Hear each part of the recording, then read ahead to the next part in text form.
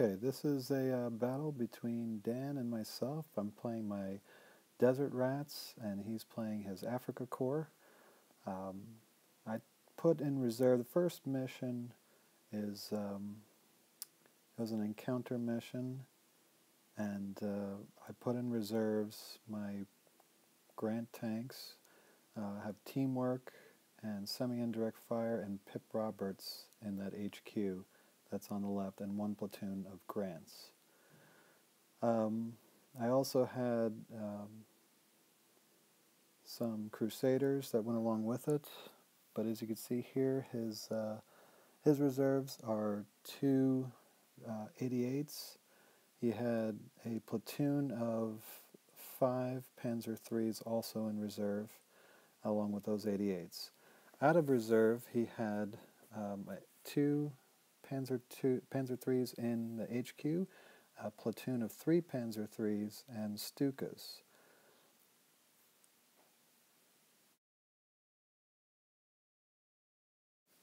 As you see, he placed his HQ on the upper right-hand side as I put my universal carriers to expand my zone, and put my 17-pounders there to combat and to basically lock down that side of the board. So the scenario that we had was encounter. It is just like free-for-all, where you set up on each side. You have your own deployment area for 12 inches onto the board, and then 8 inches you have your objectives, and you can see we have our objectives off to the sides. And I put all my Crusaders. I had a platoon and an HQ from my Australian cavalry, and then another platoon on the left from the Grant platoon, from the Grant company. And so what I wanted to do is rush his platoon of 3 Panzers that he placed all the way over there. And since they were isolated from the rest of his army, I knew that my best bet was just to swarm him with my fast Crusaders. So on first turn, since I had the first turn, I couldn't bring in my planes. He failed to bring in his planes on the first turn, and put his Panzer IIIs up on the hill to try to take some shots. But because he moved, he only got 3 shots.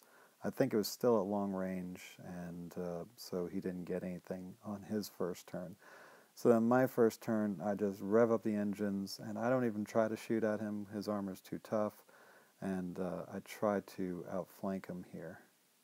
One thing to also note that he's missing a lot of these shots on Crusaders. Crusaders are usually hit on 3, but I had the scout tanks, so that made him hit on 4 long range, hit on 5, and that scout tank card is huge. If you're using Crusaders, it's an auto include. It is an amazing card. On the other side, it's all quiet on the Eastern Front, and he knows that if he tries to peek at, even if he tries to support his other side with those Panzer IIs, his HQ, those 17-pounders are going to get their shots, and if he tries to swing around my right, again, the 17-pounders are going to start shooting him. So he's pretty much locked down there because of those 17-pounders. So even though the 17-pounders don't do anything here, directly, indirectly, they're preventing him from moving, which was very important.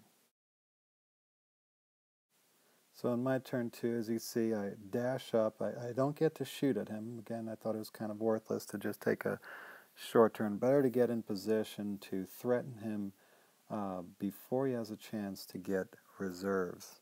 Remember, I'll get a chance for reserves on my turn 3, which is next turn, but he has a whole nother turn, bottom turn 2, and he won't be getting reserves, so he's going to have to fend for himself there.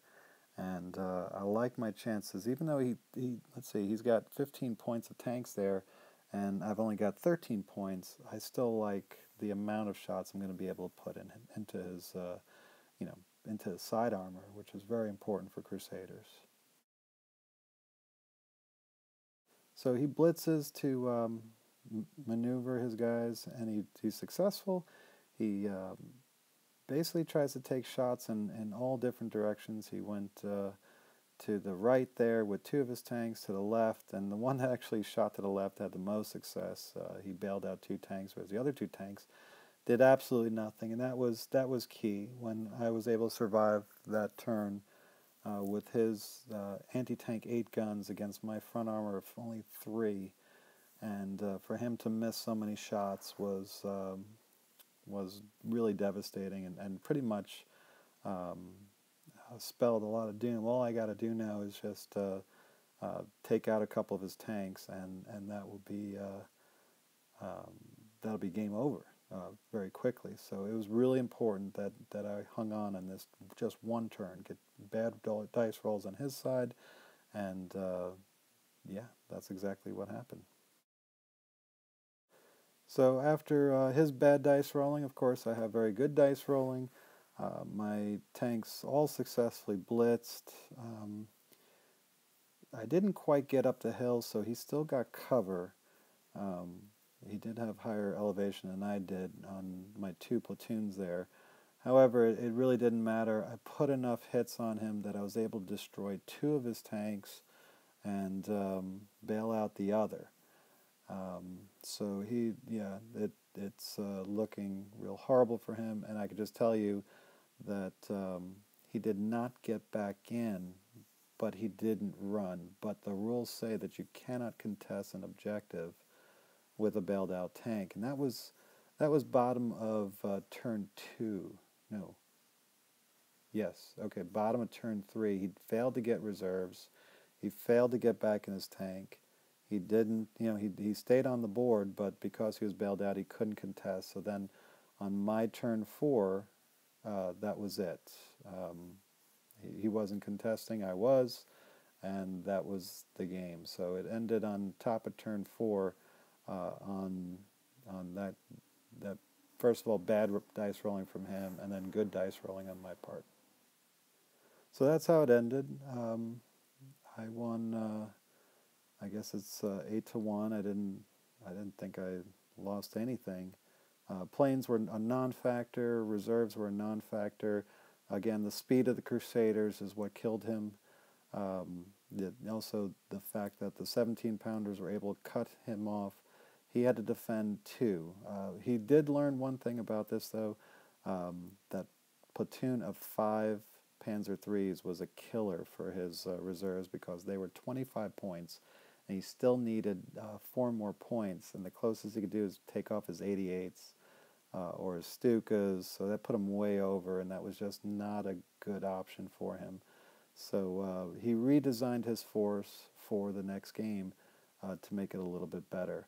But yeah, I mean, it was still. I mean, it's fun for me because I won, but it was still a good game in that we could see the power of the Crusaders. You keep hearing all the people saying, "Oh, Crusaders thing." These are regular Crusader 2s, and they were outpointed by these Panzer IIIs. But if you can get in, use cover, and then just swarm him, get just one good turn or one bad turn of dice rolling on his part, and they dominate after that point. But you gotta be able to take them out as they're coming in. If you don't, then you're done. If you do, you got a good chance of beating Crusaders. So it's a high risk, high reward environment, and you can see that happened here in this game. Thanks for watching. See you in the next game.